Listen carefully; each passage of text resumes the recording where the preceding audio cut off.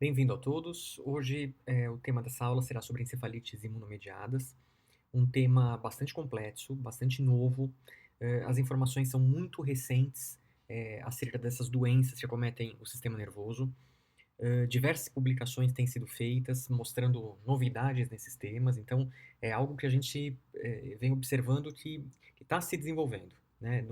Não é um assunto fechado, está longe de ser, inclusive com relação a diagnóstico e tratamento. Hã, eu quero começar, a lembrar vocês de que são doenças que muitas das vezes, acabam se manifestando com quadros neuropsiquiátricos, na verdade. São alterações comportamentais, são quadros mais depressivos, mudanças na rotina diária, na produtividade dos indivíduos, e isso acaba dificultando, de certa forma, o diagnóstico neurológico, já que você muitas vezes acaba tendo esse paciente na psiquiatria e sendo manejado exclusivamente por psiquiatra, tendo atribuído uma doença eminentemente comportamental e que não tenha nenhum foco neurológico associado a ela. Só que até que esse paciente acaba evoluindo com uma crise convulsiva, com um déficit focal, onde você direciona a sua investigação para a parte neurológica e aí sim acaba firmando o diagnóstico neurológico. Mas até que isso aconteça, pode-se perder muito tempo e o comprometimento do sistema nervoso pode ser muito grande relacionado a essa demora em termos de se instaurar logo uma terapia imunossupressora, como é o caso das encefalites imunomediadas e o que elas demandam que seja feito. Então, de forma geral, é uma quebra de paradigma, sim, na hora que você tem quadros que não preenchem exatamente o padrão psiquiátrico. Muitos dos profissionais psiquiatras que acabam tendo já, hoje em dia, algum conhecimento em termos de encefalite imunomediada, acabam notando que aquela depressão não é uma clássica depressão, não é um transtorno bipolar como se espera, é algo diferente e nisso demanda uma investigação também da parte neurológica. A gente já tem definido alguns critérios diagnósticos para as encefalites imunomediadas, sendo que é necessário a presença de sintomas de caráter subagudo, então nos últimos 3 meses, com alterações comportamentais, déficit de memória de trabalho, alterações de nível de consciência eventualmente, e aí nesse quesito acaba facilitando até o encaminhamento para neurologia. Pelo menos um dos 4 achados devem estar presente, então uma lesão nova no sistema nervoso central, uma convulsão que não seja explicada por nenhum motivo pontual, ou nem que o paciente seja um epilético e acaba tendo uma crise epilética, então acaba sendo uma convulsão nova que acaba abrindo o quadro, com uma pleocitose no líquor, acima de 5 células, a gente já considera uma pleocitose, e uma ressonância sugerindo um padrão de encefalite. Né? Essas ressonâncias, eu lembro a vocês que grande parte das vezes elas têm um hipersinal na região do lobo temporal, então na região hipocampal, parihipocampal, amígdala, úncuso temporal. E é claro que, como toda doença psiquiátrica, a gente acaba sempre excluindo os diagnósticos mais prováveis, né? Então acaba sendo um diagnóstico de exclusão as encefalites imunomediadas. Com relação a mecanismos neuropatológicos, eu queria lembrá-los de que são anticorpos dirigidos contra estruturas do sistema nervoso. Só que essas estruturas, elas podem tanto estar na membrana neuronal propriamente, como elas podem estar no compartimento intracelular, né? Esses anticorpos direcionados à membrana em especial, eles possuem um melhor prognóstico, já que as terapias que reduzem o nível desses anticorpos, por exemplo, um anticorpo anti-NMDA, acaba melhorando drasticamente a sintomatologia desses pacientes. Enquanto que se eu tiver anticorpos direcionados contra o núcleo celular ou estruturas intracelulares, portanto, epítopos gerados aqui dentro que acabam sendo agredidos por anticorpos, a resposta acaba sendo muito pior, muito ruim, um prognóstico bastante reservado, coisa que comumente a gente acaba vendo nas síndromes paraneoplásicas, né? Aqui é um exemplo de uma produção de anticorpo anti-HU, né, lesando estruturas intraneuronais, né, promovendo morte celular. Enquanto que aqui eu tenho um anticorpo dirigido contra a membrana, a superfície celular, o exemplo clássico é o NMDA, e a resposta é muito boa quando você faz imunossupressão. Com relação ao anticorpo mais estudado até agora que a gente tem, é o anti-NMDA de fato. Esse é um artigo publicado não tão recentemente no New England, mas há poucos anos no New England, que traz para a gente alguns mecanismos atribuídos à fisiopatologia do anticorpo anti-NMDA.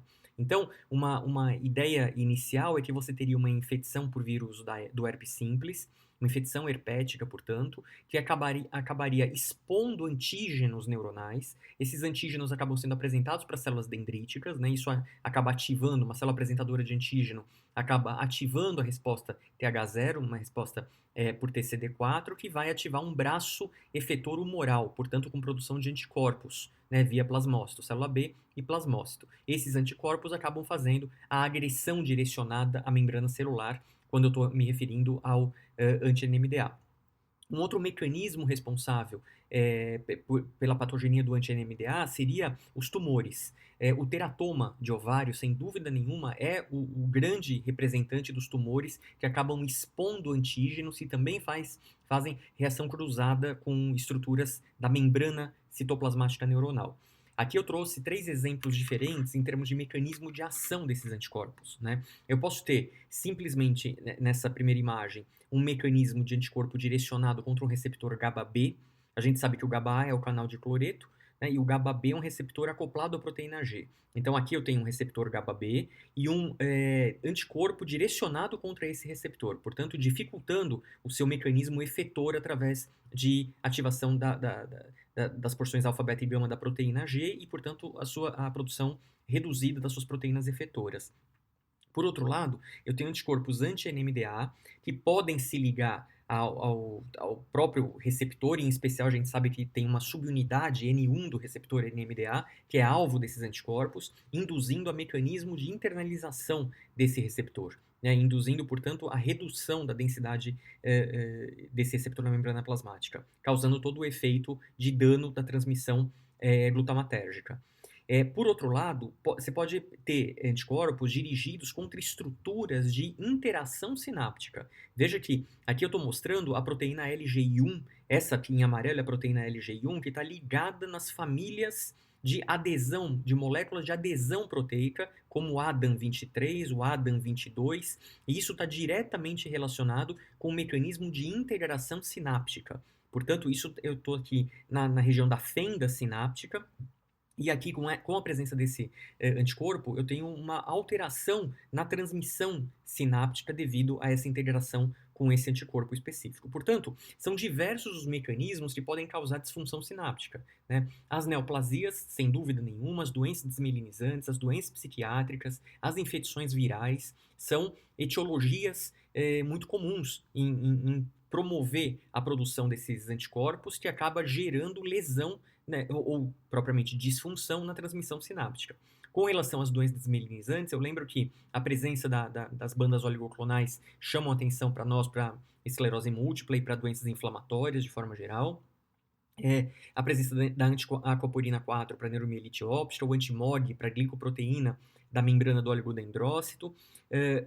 Nas doenças chamadas assim de psiquiátricas, eu tenho as encefalites límbicas e diversos anticorpos relacionados à encefalite límbica. Então vejam que desde o anti-NMDA, o anti-LGI1, o anti-AMPA, GAD65, o anti-GABA-B são responsáveis por apresentações de quadros clínicos como encefalites límbicas, né? Mesmo que o anticorpo seja diferente. Eu vou mostrar já já para vocês alguns exemplos de encefalites límbicas mediadas por diferentes anticorpos. E sem dúvida nenhuma, o LGI1, o GABA-B e o AMPA são os grandes representantes dessa família de anticorpo promovendo esse tipo de sintoma. Com relação aos cânceres, diversos cânceres têm potencial para causar uma resposta cruzada imunomediada. Então, aqueles que acabam expondo antígenos anti-HU, anti-MA2, anti-YO, anti-anfifisina, são cânceres que promovem uma agressão cruzada contra estruturas do sistema nervoso central. Em relação à infecção viral, eu preciso lembrar para vocês do herpes simples, como a gente tinha mencionado no caso do anti-NMDA, o próprio HIV, o próprio herpes 6. Né? Aqui eu deixei como um diagnóstico diferencial a doença de Creutzfeldt, Jacob, a doença que tem como marcador a proteína 1433, né? A chamada doença da vaca louca. De qualquer forma, seja pelo mecanismo que for, seja por câncer, doença desmielinizante, as encefalites límbicas ou infecções virais, o fato é que a produção desses anticorpos direcionados contra estruturas saudáveis do sistema nervoso acabam bloqueando receptores, interferindo na interação proteica e, portanto, no mecanismo sináptico de neurotransmissão, ou mesmo induzindo a internalização de receptor, como foi o caso que eu mostrei do anti-NMDA. Em 2007, portanto muito recentemente atrás, pouco tempo atrás, a gente tem a descrição do anticorpo anti-NMDA, né? Em 2007 isso acontece, no seguinte cenário: a gente sabe que os pacientes que têm infecções por herpes vírus são pacientes que nunca vão se livrar dessa infecção herpética. Portanto, esse vírus está sempre morando lá no gânglio trigeminal, né, no gânglio de Gasser, que a gente chama.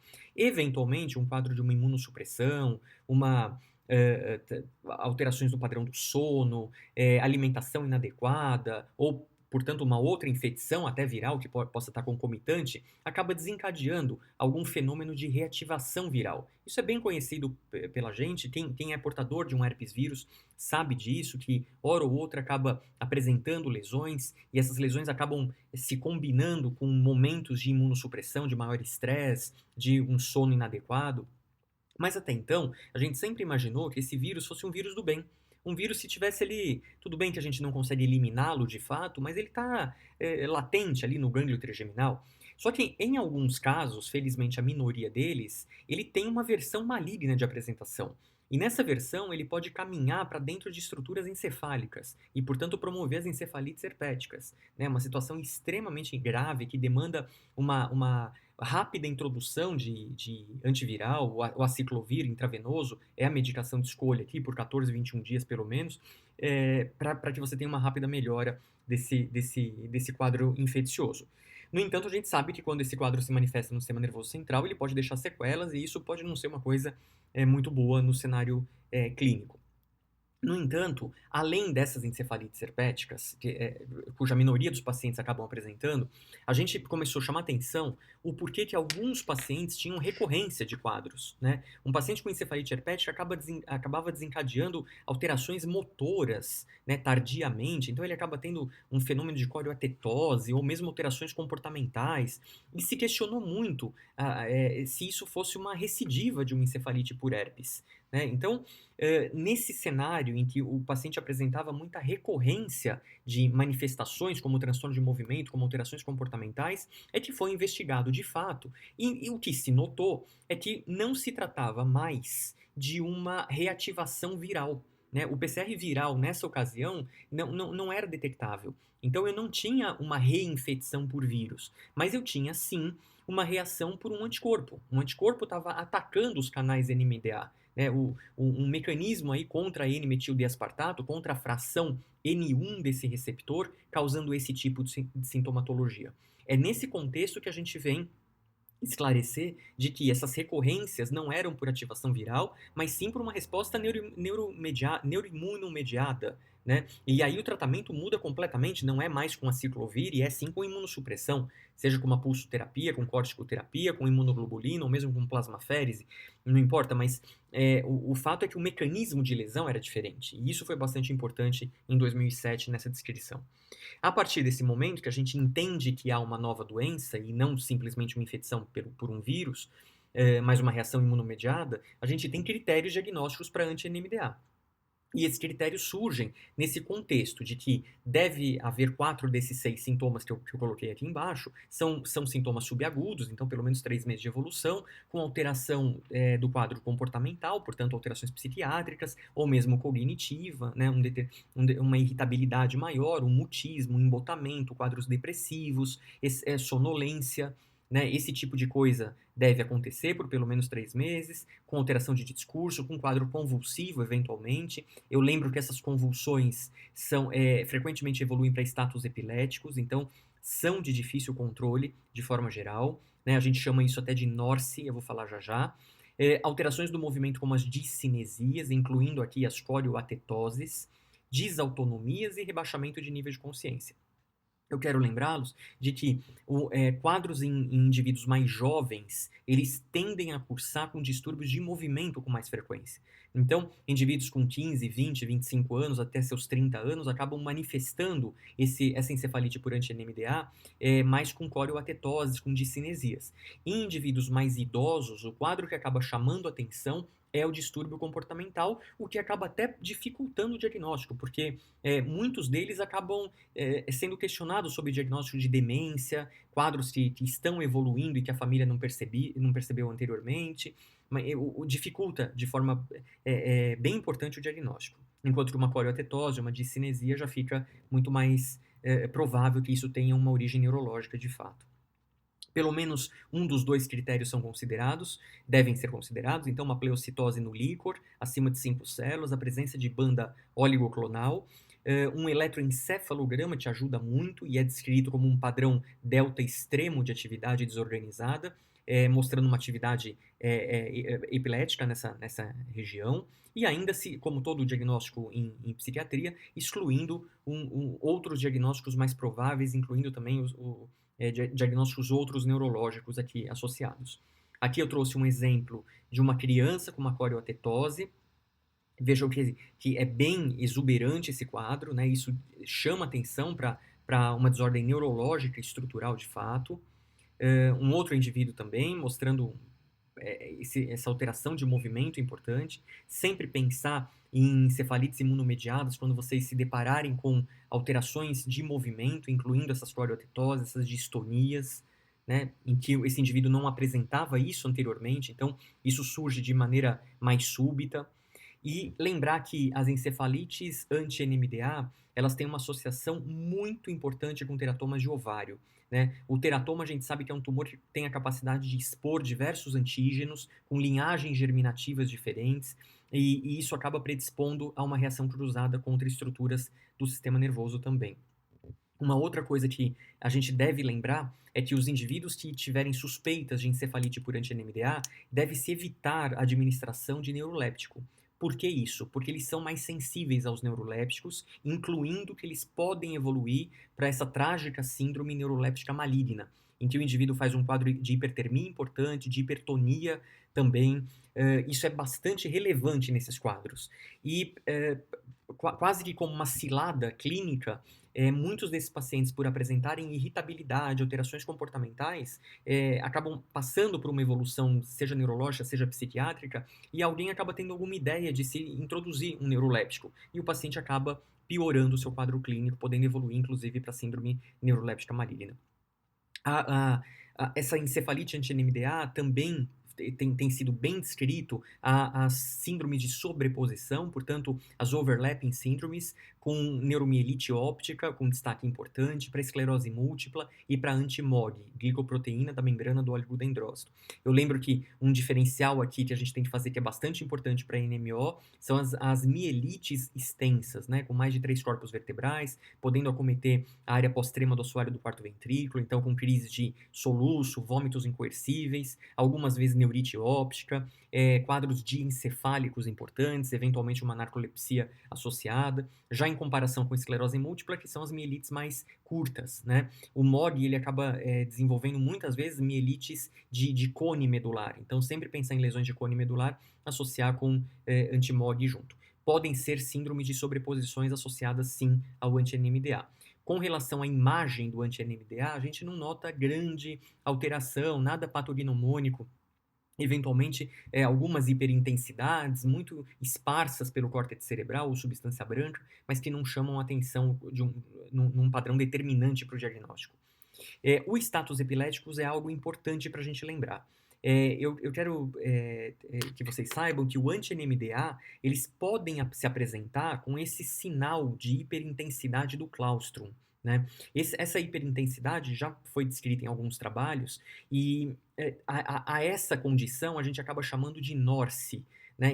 Nesses NORSEs a gente tem status epiléticos refratários, então não eram pacientes previamente epiléticos, mas são pacientes que abrem um quadro com status epilético de dificílimo controle, muito pouco responsivo a medicações habituais, muitas vezes precisam ser entubados, ficar em coma induzido, né, usando propofol, midazolam em doses altas, porque eles são muito refratários até que você diminua a atividade inflamatória com pulsoterapia, de fato. A essa entidade, a gente já tem a descrição na literatura sobre o termo de NORSE, e se isso for associado a um quadro febril prévio, né? Veja que o paciente pode se apresentar para vocês sem febre no momento, mas ele pode ter tido um quadro febril de 24 horas anteriores até 2 semanas anteriores a esses status epiléticos. E aí a gente não chama mais de Norse, mas chama de Fieris, né?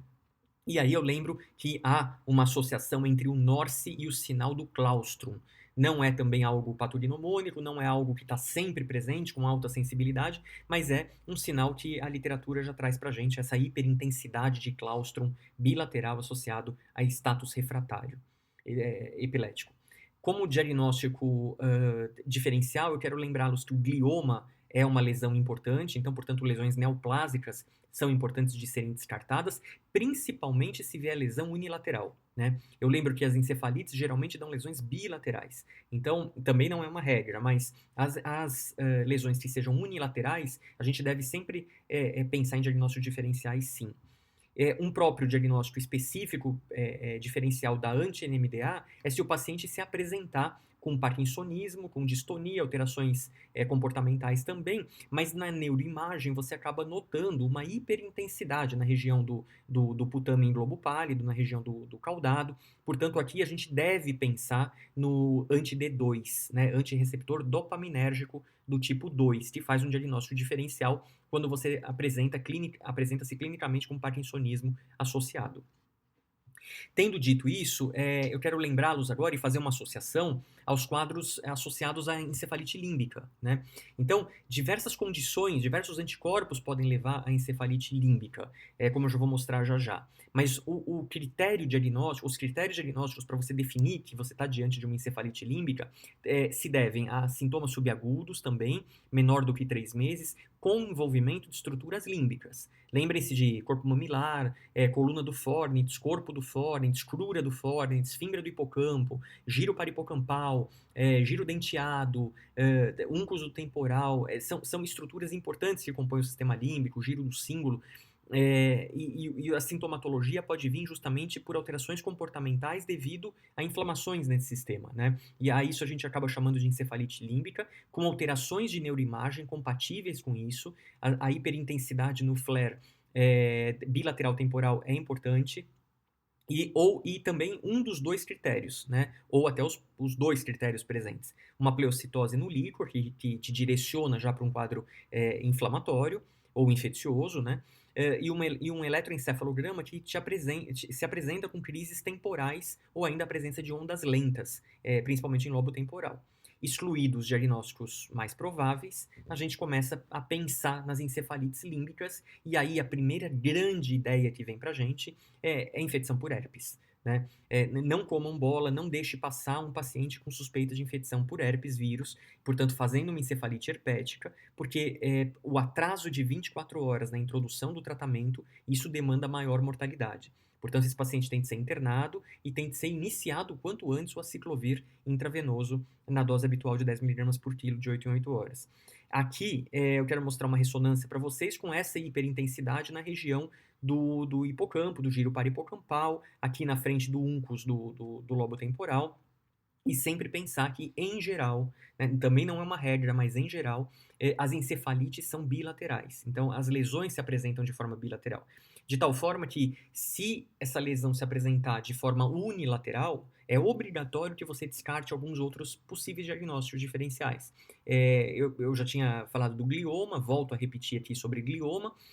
O pós-ictal é importante, então, num paciente que já tem história de epilepsia, eventualmente você pode ter num pós-ictal uma hiperintensidade na região do lobo temporal, e isso é absolutamente compatível com o pós-ictal. Né? Ou mesmo uma encefalite por herpes vírus, que pode se iniciar de uma forma unilateral e depois eventualmente acometer os 2 lados, ou permanecer simplesmente com um caráter unilateral. Aqui, nesse slide, eu fiz um resuminho dos 3 principais anticorpos que têm sido estudados, atribuídos a encefalites límbicas. Né? Então, aqui eu preciso lembrar para vocês do anti-LGI1. O anti-LGI1, como eu mencionei lá no início da apresentação, ele é um anticorpo direcionado contra proteínas de adesão entre 2 neurônios numa fenda sináptica. Então, são proteínas de adesão. São proteínas que se interconectam à família Adams de proteína, a família Adams 22 e 23. né? São anticorpos direcionados contra essa família de agregação proteica, né? Aqui eu quero também lembrar um conceito um pouco mais antigo, de alguns anos atrás, em que o anti-LGI1 e o anti-CASPR2, eles eram considerados encefalites mediadas por anticorpos de uma mesma família de anti-VGKC. Né? O anti-VGKC são anticorpos direcionados contra canais de potássio voltagem dependentes. E no mesmo saco, no mesmo balaio, a gente tinha o LGI1 e o CASPR2. Na medida que a gente vai conhecendo um pouco melhor essas doenças, esses anticorpos e a manifestação, o mecanismo pelo qual eles atuam, isso foi separado e a gente não agrupa mais, a gente desagrupou o anti-LGI1 e o anti-CASPR2. Mas antigamente, para quem for ler sobre isso, pode encontrar como anti-VGKC a relação se referindo a anti-LGI1 e anti-CASPR2. A apresentação clínica desse anticorpo, além da encefalite límbica, eu tenho a distonia brachiofacial, eu posso ter as epilepsias de lobo temporal. Aqui eu deixei os exemplos clínicos das distonias, né, movimentos distais importantes para esses dois pacientes, e um marco bastante importante, que chega próximo de 75% dos casos, a presença da hiponatremia. Né? A hiponatremia é algo bastante marcante nesses quadros de encefalite mediada por anti-LGI1. Um outro quadro que pode se desenvolver com encefalite límbica e ser a causa dessa encefalite límbica é o anti-GABA-B. Lembrem-se que o GABA é um neurotransmissor inibitório do sistema nervoso. Portanto, se eu estou dificultando a transmissão, pode ser que eu evolua para status epiléticos, que é o que a gente acaba vendo aqui. Dois marcos importantes, né, o próprio status epilépticos refratário, a gente chama de NORSE, como eu mencionei com vocês, e o opsoclonus mioclonus. Eu lembro que o opsoclonus é um movimento ocular não considerado nistagmo. Isso é uma intrusão sacádica sem intervalo intersacádico. Né? Com intervalo intersacádico. Aqui o opsoclonus mioclonus. Né? A gente é obrigado a pensar em quadros paraneoplásicos, e o Old Cell é um dos tumores aqui muito possíveis de estarem por trás dessa produção de anti-GABA-B associado. Anti-AMPA é um outro exemplo também, muito mais ainda associado a paraneoplásico. Né? O Old Cell entra o timoma e entra os cânceres de mama, também que precisam ser investigados nesses pacientes. Então vejam, são 3 exemplos de anticorpos que acabam promovendo na sua apresentação clínica, além de algumas particularidades que eu mostrei para vocês, a tal da encefalite límbica. Né? Eles se manifestam como encefalites límbicas. Esse é um exemplo de uma imagem, uma neuroimagem por anti-AMPA. AMPA é um receptor de glutamato, né? O alfa-amino 3-hidroxi-5-metil 4-isoxazol-propionato, muito relacionado à paraneoplasia, e a imagem acaba sendo muito suja, né? Uma imagem, vejam que há hiperintensidade cortical em lobo frontal, em lobo temporal, um pouco de ínsula, né? Em estruturas subcorticais, portanto, há uma hiperintensidade, de certa forma, esparsa, e que não tem uma assimetria bastante importante, mas que também não chega a ser definidora de nada, né? Parecem lesões inflamatórias, mas que a gente acaba também não sendo patognomônico de absolutamente nada. Mas o anti-AMPA, caracteristicamente, acaba sendo marcado por lesões mais importantes nas neuroimagens, que acaba sendo, para nós, obrigatório a diferenciação do Creutzfeldt-Jakob, né? Que tem seu marcador a proteína 1433, mas que também causa um hipersinal importante na região da ínsula, eventualmente em alguns córtices, né, córtices parietais, occipitais, e aqui a imagem muito definidora, muito sugestiva de Creutzfeldt-Jakob, a imagem de hiperintensidade de núcleo de putame em núcleo caudado nesse corte axial. Uma outra encefalite que eu queria lembrar para vocês, que vem sendo muito estudada, é a encefalite anti-CASPR2. Então, de novo, ela entra naquele saco que antigamente se punha o LGI1 junto, né? É o anti-VGKC.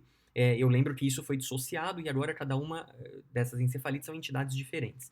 O que chama atenção na encefalite anti-CASPR2? A hiperexcitabilidade de nervo periférico, né? Então, veja esse quadro aqui que eu estou mostrando para vocês, as mioquimias, né, presentes, então uma hiperexcitabilidade do nervo, desautonomia associado, né, dor, então esses pacientes tipicamente têm uma hipersensibilidade, e eventualmente eles têm alterações do sono, né, dos padrões de sono, incluindo esses pacientes, encaixando esses pacientes na chamada síndrome de Morvan.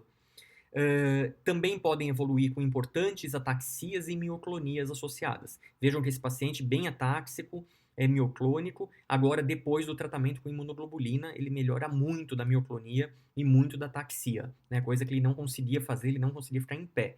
Então vejam que são síndromes que a própria imunossupressão, né, o controle da agressão imunológica, acaba favorecendo de forma bastante importante a sintomatologia desses pacientes. Então vejam, ele é extremamente atáxico, né, não conseguindo andar sem apoio, e depois da imunoglobulina tendo um benefício extremamente importante.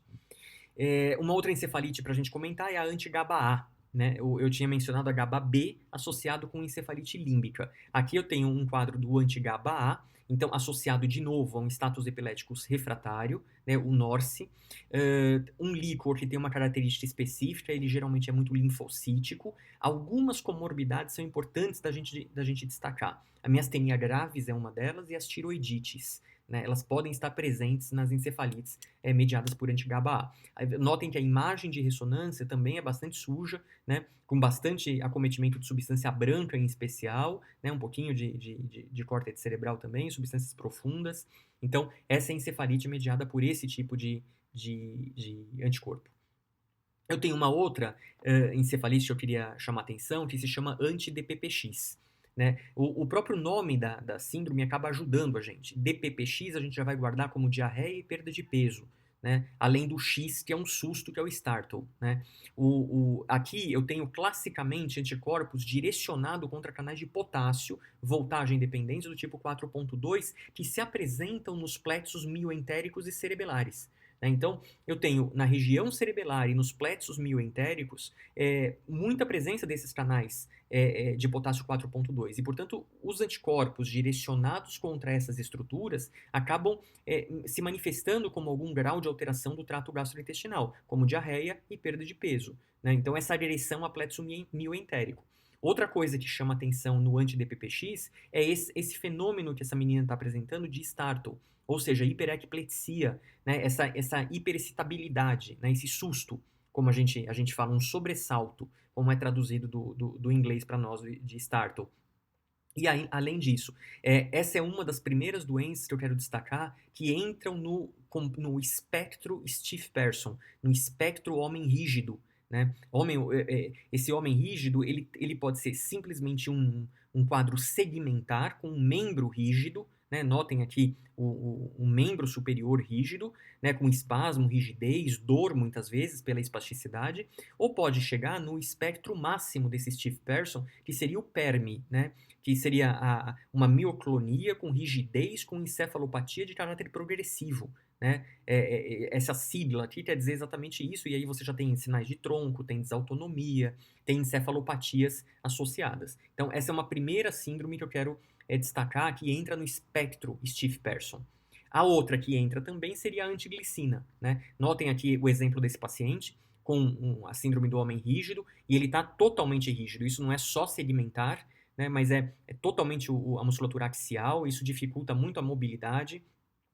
E sempre pensar numa overposição, num overlapping, numa sobreposição de síndromes. A esclerose múltipla, de novo, aparece, a neuromielite óptica, o anti-GAD presente também nesse complexo stiff person associado também. E, finalmente, o anti-GAD, para os clínicos que estão nos assistindo, eles vão acabar se perguntando, poxa, mas o GAD eu me lembro que eu perguntava, eu pedia, eu solicitava lá quando eu desconfiava de um diabetes imunomediado, um diabetes do tipo 1, né? E é verdade, é o mesmo, é a descarboxilase do ácido glutâmico. Né? Então, por isso que eu pus aqui um glucosímetro para justamente a gente associar com o diabetes do tipo 1. Então, essas doenças sistêmicas, elas têm um padrão de produção de anticorpo anti-GAD. Isso não quer dizer que você vá ter ou tenha uma encefalite anti-GAD. Né? Para que você tenha essa encefalite anti-GAD, isso é necessário uma produção intratecal desse anticorpo. Então, o nível sérico, o título desse anticorpo é muito importante, seja sérico e seja no líquor, para você definir que você tem uma encefalite anti-GAD. Uma manifestação que essa encefalite acaba causando, além do complexo stiff person que a gente já mencionou, os nistagmos são muito comuns. Eu coloquei aqui um nistagmo do tipo downbeat, portanto, um nistagmo para baixo, né? Isso a apresentação como nistagmo é importante no anti-GAD, e também o fenômeno do sobressalto, o fenômeno da hiperecplepsia, portanto, do startle associado. Esse é o mecanismo pelo qual o anti-GAD funciona. Eu lembro que a descarboxilase do ácido glutâmico é importantíssima como formador do próprio GABA, do ácido gama-aminobutírico, né? Eu preciso da descarboxilase para produzir GABA. Portanto, se eu tiver um anticorpo contra o GAD, eu tenho prejuízo na produção GABAérgica. E, portanto, a transmissão GABAérgica também vai ser prejudicada, né? O que, de certa forma, acaba justificando a minha hiperecplepsia associada. Muito recentemente, há poucos meses atrás, o professor Dalmal publicou um trabalho mencionando exatamente isso que eu estou falando, dos títulos de anti-GAD, da importância do anti-GAD, lembrando que até 70% dos diabéticos do tipo 1 possuem baixos níveis séricos de anti-GAD. Mas para que eu feche o diagnóstico de encefalite, eu preciso ter quadros clínicos compatíveis, como epilepsias, como síndrome do Stiff-Person, como ataxias cerebelares, bem como a presença desses títulos em valores expressivos no líquor. Aí sim eu teria a condição de atribuir uma encefalite, um Stiff-Person, uma ataxia cerebelar. Ele até propõe um algoritmo para que a gente consiga manejar esses pacientes, e nesse contexto eu preciso provar que eu tenha títulos intratecais adequados e também séricos, e pensando junto com o quadro clínico, para justificar que eu tenho uma encefalite imunomediada por anti-GAD. Ainda nessa apresentação das encefalites, eu quero destacar essa que se chama anti-Igilon-5, né? Essa encefalite anti-Igilon-5, a gente ainda não conhece muito sobre o mecanismo de doença, mas se propõe que ela talvez seja uma forma de apresentação de uma taupatia, então talvez eu tenha uma paralisia supranuclear progressiva, uma PSP, como doença de base, de fundo nesses critérios, mas isso é algo absolutamente em investigação ainda. Mas quando se faz os estudos relacionando o quadro clínico na presença do anti-Igilon-5, é muito frequente, é muito comum que a gente tenha apresentações como alterações do sono REM, como eu coloquei aqui embaixo, a apneia obstrutiva do sono e os quadros demenciais associados. Então vejam que são alterações que eu posso também flagrar num quadro de paralisia supranuclear progressiva, né? Então talvez uma coisa se sobreponha à outra, mas isso ainda não está muito certo na literatura. Aqui, uma ressonância mostrando alguns padrões de lesões por anti-Igilon-5, depois da terapia com imunossupressão, a melhora significativa dessa apresentação por neuroimagem. Para terminarmos, são duas síndromes que eu queria mencionar para fechar o leque de encefalites imunomediadas por diversos anticorpos. Eu tenho que destacar os anticorpos relacionados a receptor glutamatérgico do tipo 1 metabotrópico, né? Eu lembro que eu tenho receptores de glutamato como canais iônicos, e aí eu tenho o NMDA, que é o N-metildeaspartato, o AMPA, que a gente já mencionou, e o kainato, e eu tenho os receptores metabotrópicos de glutamato. Aqui eu tenho uma encefalite, que é um anticorpo direcionado contra receptores metabotrópicos do tipo 1. E aonde eles estão em alta densidade? Aonde que eu tenho a presença desses receptores em alta densidade? Eu tenho no cerebelo, né, no córtex cerebelar como um todo, e no tronco encefálico. Então, frequentemente, os pacientes que apresentam esse anticorpo, eles se apresentam com sintomas cerebelares, portanto, uma ataxia importante, como eu estou mostrando aqui no slide, e também sinais de tronco encefálico, como diplopia, disfonia, disfagia, disartria, né, alterações de funções de nervos cranianos, né, em decorrência desse ataque imunomediado. É importante que a gente se lembre que isso pode ser paraneoplásico. Portanto, os adenocarcinomas de próstata e os tumores hematológicos, os cânceres hematológicos, podem se manifestar com anticorpo antiglutamatérgico do tipo 1. E por fim, essa é a última síndrome que eu queria mostrar para vocês, que vem ganhando destaque na literatura também, ultimamente, é uma encefalite mediada por anticorpo contra o receptor glutamatérgico metabotrópico do tipo 5. E a essa síndrome é associada o nome de síndrome de Ofélia. A gente não sabe dizer exatamente da onde surgiu essa associação com a síndrome de Ofélia, já que um autor chamado Ian Call, ele descreve na sua filha de 15 anos uma alteração comportamental na vigência de um linfoma de Hodgkin.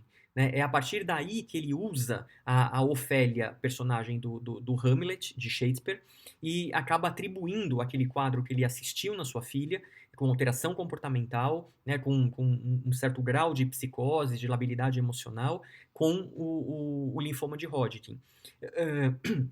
Eu lembro que a Ofélia é uma personagem do Hamlet que acaba cometendo suicídio, né? Ela era prometida ao príncipe Hamlet, e depois da morte do seu pai, ela acaba evoluindo com um quadro de psicose importante, então amnésia, ela tem um quadro de encefalite aqui, e associado ao linfoma de Hodgkin, né? Não a Ofélia em especial ao Hodgkin, mas a síndrome de Ofélia foi associada a essa junção de uma amnésia, psicose e linfoma de Hodgkin, e aí a gente faz a ligação, faz o link direto com o anticorpo anti-receptor do tipo 5 glutamatérgico metabotrópico. Muito bem. Tendo visto, então, essa apresentação clínica das diversas síndromes, eu lembro a vocês que são síndromes raras, né? São síndromes que não é no nosso dia a dia que a gente vai encontrando, mas que são cada vez mais badaladas e importantes de se conhecer. Eu quero só fazer uma associação nesse slide com antígeno de superfície, antígeno intraneural, portanto de pior prognóstico, né? E os distúrbios de movimento. Então vejam que as coreias, discinesias têm associação com anti-NMDA, assim como as distonias com anti-NMDA, o LGI1 que a gente comentou como distonia brachiofacial, né? O parkinsonismo associado ao D2 que a gente mencionou como um diagnóstico diferencial do anti-NMDA. Portanto, aqui eu deixei o complexo Stiff-Person com DPPX, glicina e GABA-A. Né? Então, é importante a gente ter a noção de que essas doenças imunomediadas frequentemente se manifestam com distúrbios de movimento associado. Agora a pergunta que fica é, como que eu faço o diagnóstico disso? Né? Como é que eu chego no diagnóstico disso? Claro que a anamnese, o exame clínico, a história da evolução da doença é muito importante para fechar o diagnóstico. Mas eu tenho que lançar mão de neuroimagem, como eu mostrei para vocês na ressonância, em que não são definidoras de padrões de anticorpos específicos, mas aqui o que vai me ajudar demais é a dosagem desses anticorpos, tanto no líquor quanto no sangue. E aqui eu lembro que o método que é mais utilizado, que é mais indicado, é o CBA, né, o Cell Based Assay. Esse é um método de alta sensibilidade e especificidade. E eu lembro que deve ser coletado de preferência tanto no líquor quanto no sangue a dosagem desses anticorpos. Muitos dessas doenças a gente não sabe qual que a gente vai estar diante ali no cenário clínico, mas muitos deles têm alta sensibilidade, por exemplo, no sangue, mas baixíssima no líquor. E aí você não consegue chegar a uma conclusão se você colher num ambiente só no intratecal e não no ambiente sérico. É importante que seja coletado duplamente, né? Tanto no sérico quanto no líquor. Muitas vezes o que a gente acaba fazendo é coletar amostras adicionais desse líquor e congelar isso no laboratório, né, de forma que eu possa depois, com o tempo, se eu quiser pesquisar mais anticorpos, que eu não pedi numa primeira dosagem, eu posso complementar a minha investigação clínica caso ela seja insuficiente até determinado momento. Uma coisa que é importante eu queria destacar para vocês colham esses marcadores antes da pulsoterapia, antes do corticoide. O uso de corticoide acaba interferindo no resultado da presença desses anticorpos e muitas vezes acaba falseando um resultado que seria positivo. Então, colham primeiro no líquor e no sangue e depois comecem imediatamente a pulsoterapia, seja aí com corticoide, seja com imunoglobulina ou mesmo depois plasmaférese. Com relação ao manejo clínico, as opções de base a gente já mencionou. Então é a metilprednisolona, posso lançar mão de imunoglobulina, eventualmente de plasmaferese também, e aguardo um determinado tempo, aguardo pelo menos 2 semanas, porque a melhora não é súbita, né? Isso é um processo inflamatório, a gente tem que dar tempo para as coisas evoluírem. Uma vez que eu não tenho uma melhora importante, eu posso estar diante de um diagnóstico errado ou ainda mesmo de um excesso de lesão, de um alto grau de lesão. Né? E aí eu posso lançar a mão do rituximab, que é uma medicação anti-CD20, né? Portanto, ele vai atuar no meu braço humoral da resposta imunológica, ou ainda um outro imunossupressor, que é a ciclofosfamida, como opções aqui disponíveis. Aqui eu queria lembrá-los de um manejo clínico importante para esses pacientes. Lembrem-se que esses pacientes que possuem esses anticorpos, que têm forte correlação com tumores, com cânceres, eles devem ser investigados exaustivamente para a presença desses cânceres. Frequentemente você pode pegar pacientes que abrem o quadro como encefalite, mas que no fundo eles vão manifestar um tumor, ou um câncer, que ainda não manifestaram. Então é muito importante que, além da busca pelo anticorpo, você faça uma triagem constante desses pacientes para teratomas, para cânceres de mama, câncer de pulmão. Então é importante uma tomografia de tórax, uma tomografia de abdômen, eventualmente, uma mamografia, né? O que a literatura preconiza para nós é que no momento do diagnóstico da encefalite já seja feita uma primeira triagem. Depois você repita essa triagem com 6 meses, com 3 meses, com 6 meses e depois mantenha de 6 em 6 meses por 4 anos. Portanto, é um paciente oncológico, até que se prove o contrário, quando você descobre um anticorpo desse tipo que tem forte correlação com a presença de um câncer. Aqui, um exemplo de um ataque imunomediado a anticorpos intracelulares, portanto, o anti-YO, né? Vejam que a atrofia cerebelar é bastante significativa, né? Eu lembro que o prognóstico aqui é absolutamente reservado, já que eles respondem muito mal à imunossupressão. Né? São antígenos do mal aqui, são anticorpos do mal direcionados a partículas intracelulares. Esse é um slide mais didático, mostrando uma certa correlação topográfica entre as lesões corticais, as lesões em estruturas límbicas, estriatais, cerebelares e também as mielites, né? E os possíveis anticorpos direcionados a cada uma dessas estruturas. Importante para a gente ter uma visão mais geral, mais didática relacionada a isso. Para finalizar, o estudo do New England que eu mostrei lá no início, relacionando o anti-NMDA, trouxe para nós esse tipo de informação. Eu lembro que, com relação a prognóstico, a gente não tem ainda uma definição muito clara sobre as diversas encefalites imunomediadas, mas o anti-NMDA já é bastante claro que, na medida que você reduz a presença dos anticorpos, você melhora a sintomatologia do paciente. E o paciente frequentemente se recupera. Então, vejam, 50% dos anti-NMDA melhoram em 4 semanas, depois da terapia que você inicia. 80% deles ficam assintomáticos em 2 anos. Isso é bastante significativo. Agora, notem que anticorpos anti-onconeurais, eles evoluem mal, deixando sequelas muitas vezes, né, e não melhorando a sua sintomatologia. E 10 a 30% dos quadros gerais de encefalites acabam tendo algum grau de recorrência com o passar do tempo. Isso é um dado bastante importante para nós. Como último slide, para a gente fechar essa aula, eu queria deixar um algoritmo proposto em que você inicia com a suspeita clínica, fazendo o exame clínico e anamnese importante, pede uma ressonância com gadolínio, você vai precisar de um eletroencefalo para te ajudar nos quadros de supostas atividades epiléticas, né, incluindo aí as encefalites límbicas, lobo temporal. O líquor vai te ajudar demais, né, com pleocitose muitas vezes, proteína aumentada, mostrando atividade inflamatória, mesmo a presença do BOC, incluindo aqui os anticorpos específicos, né? Que aí eu lembro que a gente colhe no sangue e no próprio líquor, eu coloquei aqui em cima para a gente se lembrar.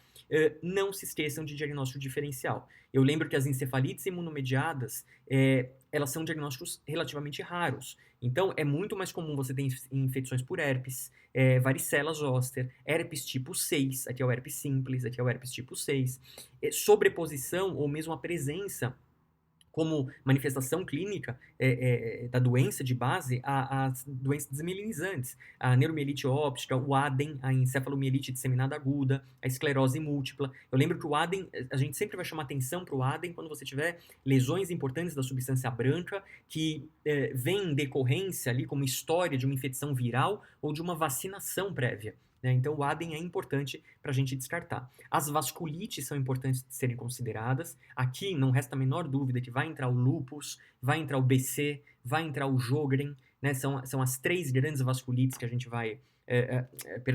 as 3 grandes doenças reumatológicas, né? O lúpus, uma colagenose, que a gente vai lembrar aqui. A neurosarcoidose é um diagnóstico diferencial importante para a gente lembrar. Né? O Creutzfeldt-Jakob, então a presença do 1433, com aqueles quadros de demência rapidamente progressiva, associada com mioclonia, com alteração comportamental. Então, sempre pensar em Creutzfeldt nesse cenário. E as próprias doenças psiquiátricas, que podem ser, por si só, a manifestação principal desse paciente sem ter nenhum envolvimento imunomediado, né? Então, tentar fechar diagnóstico claro para a doença propriamente psiquiátrica. Na medida que você suspeita dessas encefalites, que você está esperando o resultado dos anticorpos, não perca tempo. Entre com a imunoterapia o quanto antes, né? O tempo é cérebro, né? A pronta redução desses níveis de anticorpos acaba melhorando significativamente o prognóstico desses pacientes.